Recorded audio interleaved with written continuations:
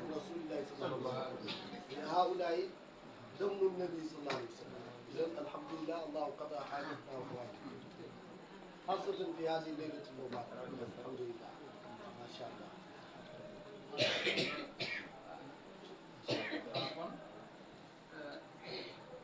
li ma bëgg wax rek mooy bu kenn xeeb duut moom moo ko soxla waaw duut moom moo ko soxla waaye ñun ñoo ko soxla lu waay am rek nga teg sama loxo lu waay am nga ñëw waaw lu waay am rek ñëw teg sama loxo addiya sëriñ bi bu leen xeeb dara lu waay am rek gaaw leen acca na ñëw mu gaaw aywa gaaw leen yàlla faj seen aajo yi jëkkër doom lépp lu ngeen bëgg yàlla ci xaalis milliard dollar yàlla na ñëw rek yor nga 1000 francs bu leen xeeb dara bu leen xeeb dara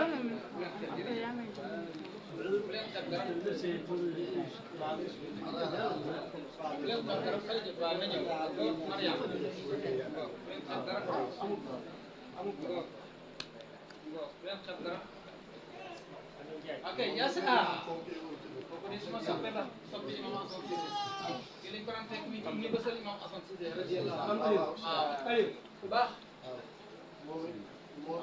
noonu la ko sëriñ bi foog wallahi dëgg xam naa ndax ba léegi da nga téye ko leen daaw doomu fii la toog acca na ñëw balaa ma joxe dee waaw macha Allah jërëjëf moom bi mu ñëwee nii indaale doomam wallahi dëgg macha Allah jërëjëf góor waay قال هذا هدية الفقراء إذا قدر الله له سيده آمين آمين ولا آمين قال لنا ولا آمين قال لنا يعني قصد في حد ترجم ايوه انا اترجم ولا هو يترجم لك شيخ من السجن. بسم الله. اللهم صل على سيدنا محمد فاتح لما أغلق والفاتح لما سبق ناصر الحق بالحق والهادي إلى الصراط المستقيم وعلى آله حق قدره ومقداره العظيم سبحان ربك رب العزة عما يصفون وسلام على أخواتي وأمهاتي وبناتي أحييكم تحية عطرة السلام تحية رسول الله عليه الصلاة والسلام. يا ولي السلام عليكم. sëriñ nee na gannaaw bu ñu jàngee salaatu fatiha bi ñu xam bu ñu ko xamee jàng ko ba mu jeex mun nañu ne lislaam de yéen mbokk yi yéen samay rak yéen samay doom yéen samay yaay yéen ñëpp maa ngi leen di nuyu ci nuyu lislaam muy asalaamaaleykum wa rahmatulah. طبعا في هذه الليلة المباركة أول مرة نشوف المولد في كونك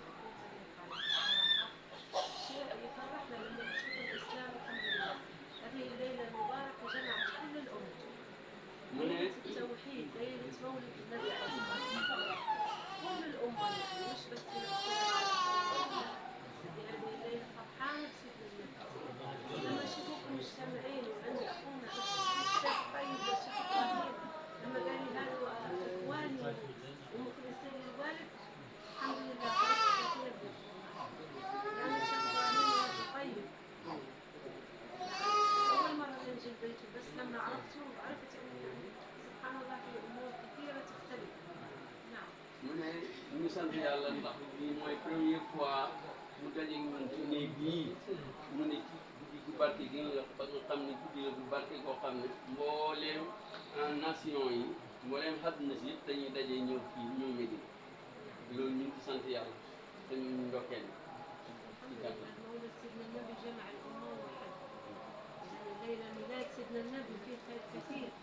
سيدنا الشيخ رضي الله عنه يقول في جواهر المعاني يقول ليلة مولد الحبيب عليه الصلاة والسلام حتى جذوع الشجر تسقى سبحان الله. يعني أرواحكم حتى الأرواح تسقى. كل شيء ما خلق رب العالمين في مولد سيدنا النبي ليلة مولده كل شيء يسقي رب العالمين بنور النبي عليه الصلاة والسلام. waaw mu ne seen naa seex mi wax Jawaahirul Maani lii de ci guddi yonent bi guddi gu màgg gii ci la ñuy nandalee mbooleem roxo yi.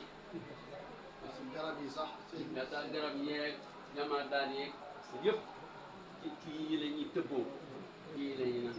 لأنه الحمد لله هذه كلمة هي نوصيكم على الشيخ إبراهيم دائما تكونوا معه دائما فرحانين بمولد سيدنا النبي دائما تحيوا ذكر المولد الحبيب عليه الصلاة والسلام هذا أهم شيء الحمد لله السلام عليكم. waaw mu ne ci gàttal ci lay yem dañuy sant yàlla ci guddi gi di yonent bi la ñu ko kii mi nga xamee ne guddi gi ci la lépp nekk bon bu ñëwee teew ñun ñëpp ñu bokk bu fekkee dafay sant ndax ñu dafa daan defee ak imam Hassan bon nee na ci lay yem ñu ngi sant yàlla bu baax a baax.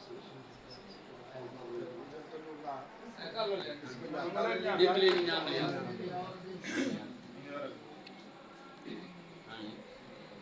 آمين آمين يا رب